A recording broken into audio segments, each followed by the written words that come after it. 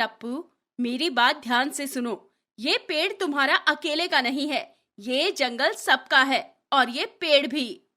टप्पू, अगर तुमने दोबारा ऐसी हरकत की तो मैं तुम्हें जंगल से बाहर निकाल दूंगा। अपने बेटे के बारे में ऐसी बात सुनकर दया बोल पड़ी। नहीं नहीं महाराज, टप्पू अभी छोटा है, कृपया इसे माफ कर दीजिए। वो आगे से ऐसी शरारत दोबारा नहीं करेगा। मैं अभी पूसी की पूंछ खोल देती हूँ। जैसे ही दया पूसी बिल्ली की पूंछ खोलती है तो पूसी धड़ाम से नीचे गिर जाती है। दया, ये टप्पू के लिए आखिरी मौका है, समझा देना उसको। ये बोलकर जंगल के सभी जानवर वहां से चले गए।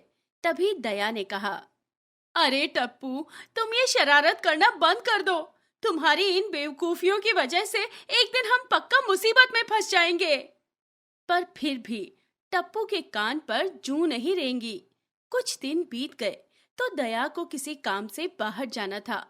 जाते समय दया ने टप्पू को समझाया और कहा, बेटा, मैं किसी जरूरी काम से बाहर जा रही हूँ, पर तुम यहाँ किसी को परेशान मत करना और अपने इलाके से बाहर भी मत जाना।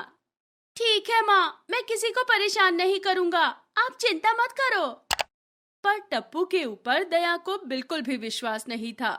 उसने अपने पड़ोसी चिड़िया रानी से कहा, रानी चिड़िया, मैं किसी काम से जंगल से बाहर जा रही हूँ, कुछ दिनों में वापस आ जाऊंगी।